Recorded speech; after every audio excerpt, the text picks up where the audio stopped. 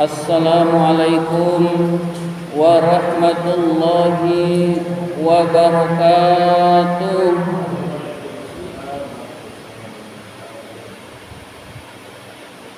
Alhamdulillahi rabbil alamin, wa bihi nasta'in ala umurid dunya waddin. Wassalatu wassalamu ala ashrafil anbiya'i wal mursalin sayyidina wa maulana Muhammadin wa ala alihi wa sahbihi ajma'in. Rabbi shrah li sadri wa yassir li amri wahlul 'uqdatam min lisani yafqahu qawli, amma ba'du. Bapak-bapak jamaah salat maghrib Masjid Al-Amin yang dimuliakan oleh Allah Subhanahu wa ta'ala. Pertama dan yang paling utama, puji syukur marilah senantiasa kita panjatkan kehadirat Allah Subhanahu wa ta'ala yang telah memberikan nikmat-nikmatnya kepada kita semua. Antara lain, kita masih tetap diberi nikmat iman dan Islam sehingga kita dapat menjalankan perintahnya, yaitu salat maghrib berjamaah dan dilanjutkan dengan menuntut ilmu di jalan Allah. Salawat dan salam semoga Allah limpahkan pada junjungan kita baginda Nabi besar Muhammad sallallahu alaihi wasallam beserta para keluarganya, para sahabatnya, dan kepada kita sebagai pengikut ajarannya. Seperti biasa, marilah kita awali taklim kita dengan bersama-sama membaca surat Al-Fatihah. Ila hadratin Nabi Mustafa Rasulullah sallallahu alaihi wasallam wa ila muallifi hadzal kitab asy-Syaikh al-Imam Barakatil Anam Abdullah Ba'lawi Al-Haddad rahimahullah, nafa'anallahu bihi wa bi ulumihi fid dharain amin. Al-Fatihah. A'udzu billahi minasy syaithanir rajim. Bismillahirrahmanirrahim. Alhamdulillahi rabbil alamin, ar-rahmanir rahim, maliki yaumiddin, iyyaka na'budu wa iyyaka nasta'in, ihdinas siratal mustaqim, siratal ladzina an'amta 'alaihim ghairil maghdubi 'alaihim waladdallin. Amin. Dan marilah kita lanjutkan dengan bersalawat kepada Rasulullah sallallahu alaihi wasallam. Mudah-mudahan kita termasuk orang yang mendapatkan syafaatul uzma dari beliau, dan mudah-mudahan majlis taklim kita ini senantiasa diberkahi oleh Allah Subhanahu wa taala. Ya Rabbi bil Mustafa balligh maqasidana waghfir lana ma madha ya wasi'al karami.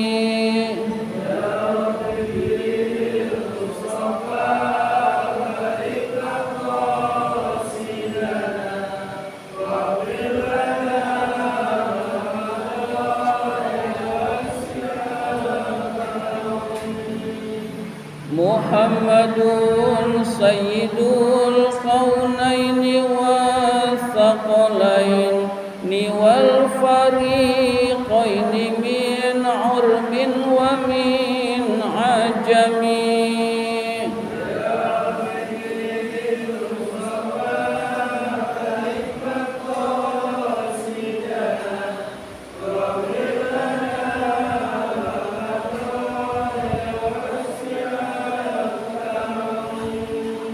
Maulaya salli wa sallim daiman abada ala habib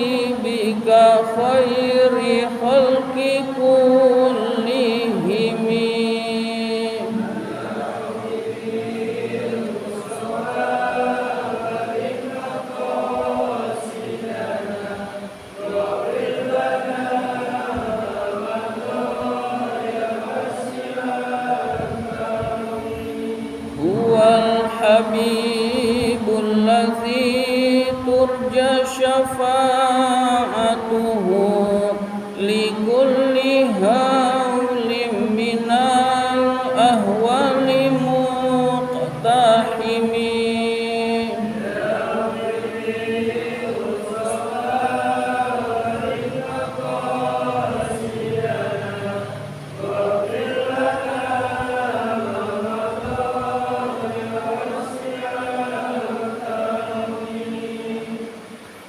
Bismillahirrahmanirrahim. Sebelum pembahasan kitab An-Nasaihud Diniyah ini berkaitan dengan bulan Zulhijjah, kita disunahkan melaksanakan ibadah kurban. Insyaallah pengurus Masjid Al-Amin siap menerima dan menyalurkan hewan kurban. Bagi yang mau patungan sapi yaitu 3.500.000. Jadi bagi yang mau patungan sapi 3.500.000. Bagi yang kambing ya tinggal diserahkan saja ke Masjid Al-Amin, nanti ada uang ongkos potongnya. Kemudian kalau yang mau membelikan panitia juga boleh, yaitu sama 3.500.000, tapi kambingnya tidak terlalu besar. Itu begitu kurang lebih. Di dalam bulan Zulhijjah ini kita dari tanggal 1 sampai 9 itu sunnah puasa. Sunnah puasa yang muakkad itu tanggal 8 namanya hari Tarwiyah, dan tanggal 9 Zulhijjah namanya hari Arafah. Jadi kita sunnah puasa pada 8 dan 9 Zulhijjah. Adapun bertepatannya dengan tanggal nasional yaitu 8 Zulhijjah sama dengan 8 Juli. 9 Zulhijjah sama dengan 9 Juli, itu kebetulan. Kemudian 10 Zulhijjahnya yaitu hari raya Idul Adha atau hari raya kurban, itu 10 Zulhijjah yaitu bertepatan dengan 10 Juli. Ada saudara-saudara kita yang berbeda dengan penetapan ini. Jadi kita saling menghormati. Jadi kita nggak usah bingung, puasa Arafah kita ya 9 Juli, udah nggak usah ragu. Kok ada yang udah Lebaran, ya udah beda begitu, tidak jadi masalah. Jadi puasa Arafah tanggal 9 Zulhijjah tidak usah ragu. Nanti biasanya suka ada yang nanya. Nah, 8 Zulhijjah itu hari Tarwiyah, kita juga berpuasa. Demikian yang berkaitan dengan Zulhijjah, mungkin segitu dulu. Kita lanjutkan pembahasan kitab An-Nasaihud Diniyah ini.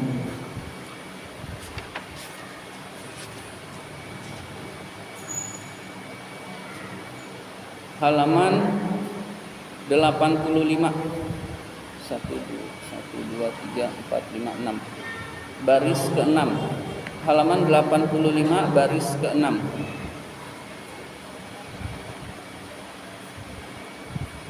Bismillahirrahmanirrahim. Wa qala alaihi salatu wassalam, Nabi alaihi salatu wassalam bersabda, sabda Rasul, sallu kama ra'aitumuni usolli, yang artinya salatlah kalian sebagaimana kalian melihat aku salat. Jadi perintah Rasulullah sallallahu alaihi wasallam terhadap salat ini adalah salatlah kalian seperti kalian melihat aku salat. Tata caranya seperti yang diajarkan oleh Rasulullah sallallahu alaihi wasallam. Kita umat zaman sekarang tidak melihat Rasulullah secara langsung, tetapi yang melihat Rasulullah sholat adalah para sahabat. Para sahabat sholat sesuai dengan yang Rasulullah ajarkan, sesuai dengan yang mereka lihat dari Rasulullah. Kemudian sahabat mengajarkan kepada tabi'in. Tabi'in adalah orang yang pernah melihat sahabat, itu namanya tabi'in. Sahabat adalah orang yang sezaman dan melihat Rasulullah dan beriman kepada Rasulullah, itu namanya sahabat. Jadi sahabat mengajarkan kepada tabi'in tata cara sholat. tabi'in mengajarkan kepada tabi'in dan seterusnya sampai sekarang. Para ulama mengajarkan sampailah tata cara sholat itu kepada kita sebagaimana yang kita lakukan, hadirin sekalian. Dengan kata lain, ulama mengajarkan juga menyusun kitab-kitab fikih sebagai panduan kita agar sholat kita sesuai dengan tuntunan Allah dan Rasulnya, hadirin sekalian. Zaman sekarang itu ilmu makin berkembang dan makin berkembang, hadirin sekalian. Kalau kita mengikuti ilmu fikih, itu kita mengikuti Al-Quran dan hadis yang berkaitan dengan tata cara ibadah dan muamalat. Kalau kita mengikuti ilmu tasawuf, berarti kita mengamalkan, berusaha membersihkan hati yang ajarannya juga dari Al-Quran dan Sunnah. Kalau kita mempelajari dan mengamalkan ilmu tauhid, itu berarti kita mengamalkan Al-Quran maupun hadis yang berkaitan dengan keesaan Allah, hadirin sekalian. Kalau kita belajar ilmu tajwid, itu dalam rangka agar bacaan Al-Quran kita benar seperti yang diajarkan oleh Rasulullah Sallallahu Alaihi Wasallam. Para sahabat nggak pernah belajar tajwid karena melihat langsung dari Rasulullah. Umat zaman sekarang kalau nggak belajar tajwid, ya pada salah bacaannya, hadirin sekalian. Begitu juga ilmu tasawuf belum ada di zaman sahabat. Tetapi bukan berarti ilmu itu bertentangan dengan Islam. Ilmu tersebut ajaran Islam, hadirin sekalian. Dan ilmu-ilmu lainnya zaman Rasul banyak yang belum ada, hadirin sekalian. Nah, di zaman sekarang untuk mengikuti Allah dan Rasulnya, tuntunan Allah dan Rasulnya, dibutuhkan ilmu-ilmu tersebut, hadirin sekalian. Jadi jangan kita bilang ilmu tasawuf nggak ada dasarnya, kemudian Rasulullah nggak pernah mengamalkan. Nah, siapa bilang, hadirin sekalian? Rasulullah, sahabat itu mengamalkan, nama ilmunya belum ada, hadirin sekalian. Nah, begitulah ilmu-ilmu lainnya juga, hadirin sekalian. Jadi kita dalam rangka mengikuti Allah dan Rasulnya, kita membutuhkan ilmu-ilmu tersebut, hadirin sekalian. Seperti ilmu nahwu sharaf, juga zaman sahabat, zaman Rasul, ya belum ada ilmu tersebut, nggak ada. Sahabat paham Al-Quran karena bahasanya.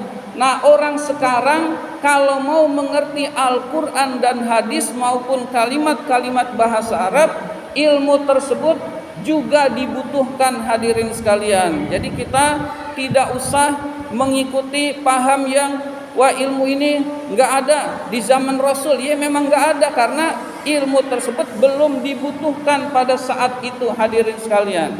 Nah, begitu kurang lebih. Jadi kita mengikuti ilmu fikih dalam rangka bisa mengamalkan Al-Quran dan Sunnah di dalam bidang muamalah dan ibadah secara benar, hadirin sekalian. Jadi amalkan fikih, insya Allah sesuai dengan tuntunan Allah dan Rasulnya, yaitu ajaran dari para ulama. Mau belajar sholat, udah pakai ilmu fikih. Fikih tentang sholat sudah selesai, insya Allah kita selamat, hadirin sekalian.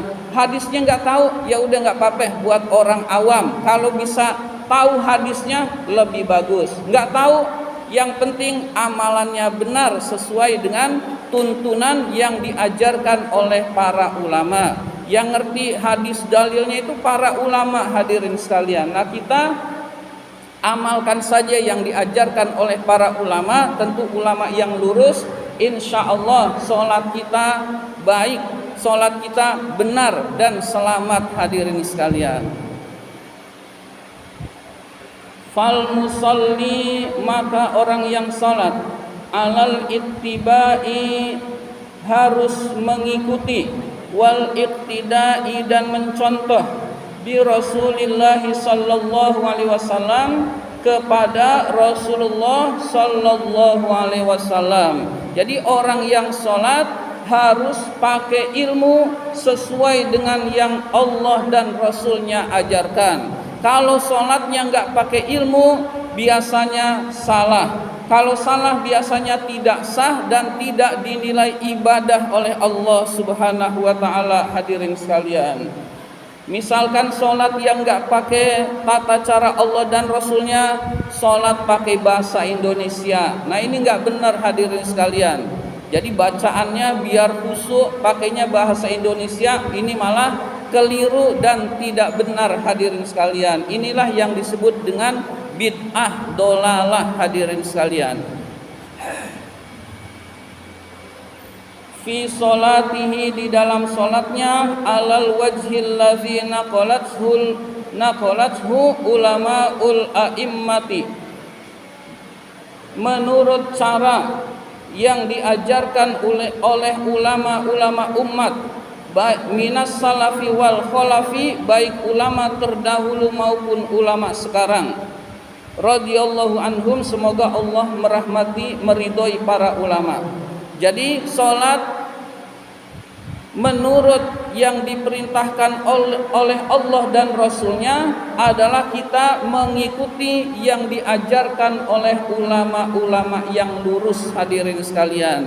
Diajarkan oleh ulama-ulama, itulah yang kita ikuti hadirin sekalian. Huwal musallil ma'dudi, itulah orang yang salat yang dianggap indallahi, di sisi Allah, minal muqimina, orang-orang yang mendirikan, lis salati, salat, wal muhafizina alaiha, dan orang-orang yang memelihara salat. Jadi orang-orang yang memelihara salat, orang-orang yang mendirikan salat adalah orang-orang yang salatnya mengikuti tata cara yang diajarkan oleh Allah dan Rasulnya hadirin sekalian. Maka orang-orang yang seperti ini gelisahnya hilang, resahnya hilang, kekhawatirannya hilang, hidupnya tenang, hidupnya tentram, lantaran sholatnya benar hadirin sekalian. Jika ada orang yang sholat, hatinya masih gelisah, urusan-urusan dunianya masih bikin pusing dirinya, itu tanda sholatnya belum benar hadirin sekalian. Sholat yang benar membuat hatinya tentram, membuat hatinya tenang, membuat dirinya tidak gelisah terhadap urusan-urusan dunia hadirin sekalian. Maka kita berusaha untuk senantiasa memperbaiki sholat kita hadirin sekalian. Summa innalis sholati, kemudian sesungguhnya sholat itu mempunyai suratan zahiratan, bentuk yang nyata, bentuk yang konkret yang bisa dilihat, bentuk yang nampak, wa haqiqatan batinatan, dan hakikat yang batin yang tidak nampak. Jadi sholat itu adalah dua amalan, amalan yang nampak dan amalan yang tidak nampak hadirin sekalian. Jadi ada dua amalan, amalan yang kelihatan dan amalan yang tidak kelihatan. La kamala lis sholati, salat itu tidak sempurna, wala tamamalaha, dan tidak sempurna, tidak bagus, illa bi iqamatihima, kecuali dengan melaksanakan kedua amalan tersebut hadirin sekalian. Jadi salat itu mempunyai dua perbuatan, perbuatan yang nampak dan perbuatan yang tidak nampak. Seseorang tidak sempurna melaksanakan salat sampai kedua-duanya dilaksanakan hadirin sekalian. Illa bi iqamatihima jami'an, kecuali dengan melaksanakan keduanya seluruhnya.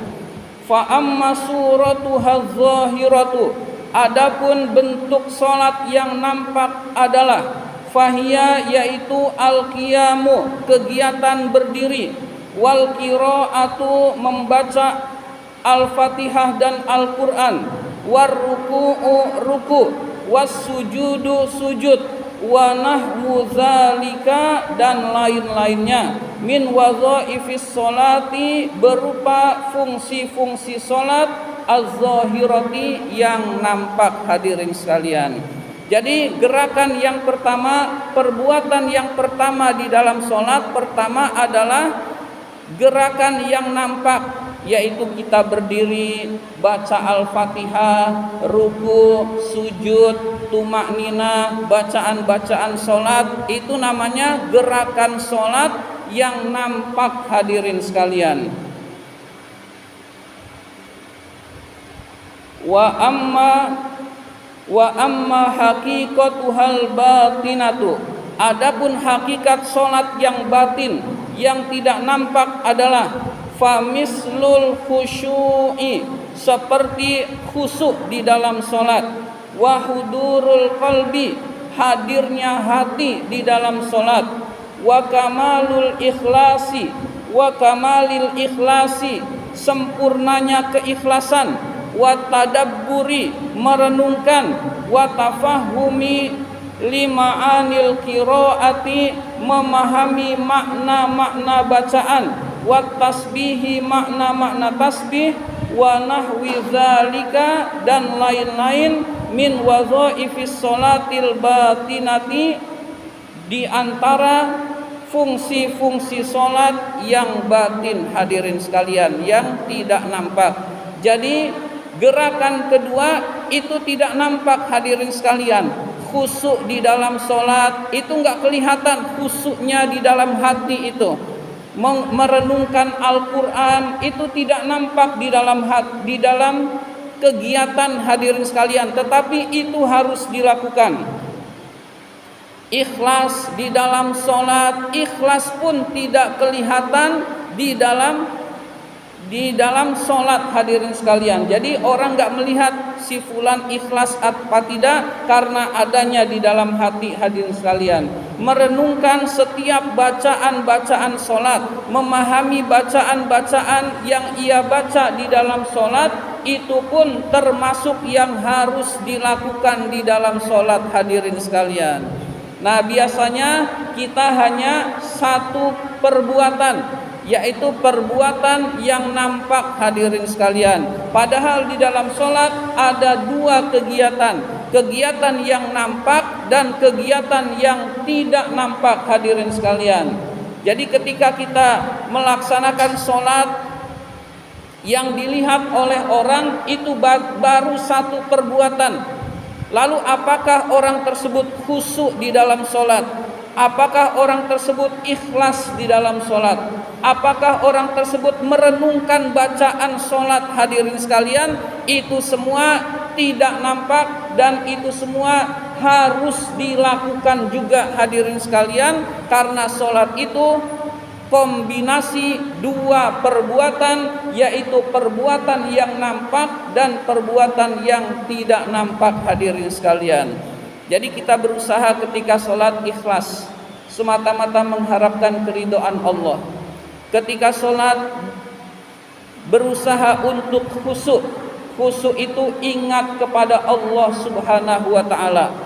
Lalu ketika sholat berusaha memahami yang kita baca hadirin sekalian, semaksimal mungkin hadirin sekalian. Mungkin kita bertanya, kan saya nggak bisa bahasa Arab. Hadirin sekalian, buku-buku terjemah tentang sholat banyak hadirin sekalian. Jadi sambil kita sholat, sambil kalau sudah punya waktu luang, kita baca itu buku-buku tuntunan sholat. Lalu kita baca juga terjemahnya hadirin sekalian.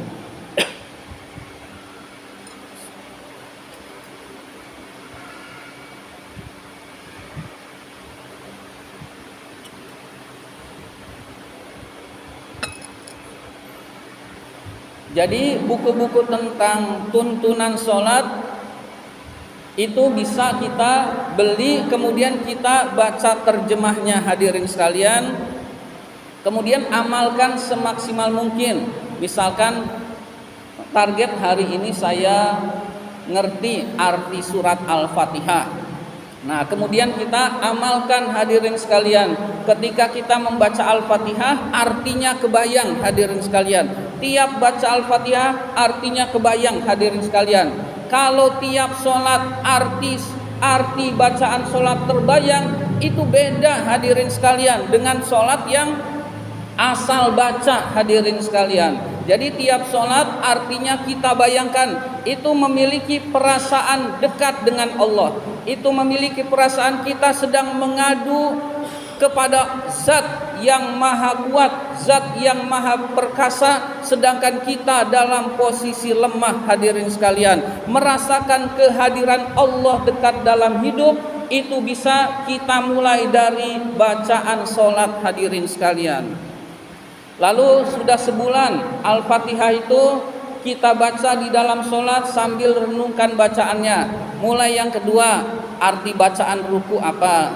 Arti bacaan ruku ini kita bayangkan ketika kita membaca bacaan ruku hadirin sekalian. Terus bacaan sujud, ya nggak harus sebulan, bisa seminggu kita sudah bisa tambah lagi bacaannya. Kita baca bacaan duduk itu Rabbighfirli warhamni dan seterusnya. Kita renungkan bacaannya hadirin sekalian. Kita renungkan isi kandungan yang kita baca di dalam sholat hadirin sekalian. Terasa menyentuh, terasa dekat dengan Allah, terasa berdialog dengan Allah hadirin sekalian. Terasa urusan-urusan dunia itu ringan buat kita hadirin sekalian. Tapi kalau tidak kita renungkan hadirin sekalian, habis lagi sholat mikirnya dunia, selesai sholat juga mikir dunia, yang ada adalah keresahan-keresahan yang terus menerus hadirin sekalian. Jadi sholatnya tidak berdampak di dalam kehidupan hadirin sekalian. Jadi ini termasuk perbuatan di dalam sholat juga hadirin sekalian, tetapi perbuatan yang batin. Jadi ada yang zahir, ada yang batin hadirin sekalian. Dua-duanya harus kita laksanakan kalau ingin sholatnya baik dan benar hadirin sekalian.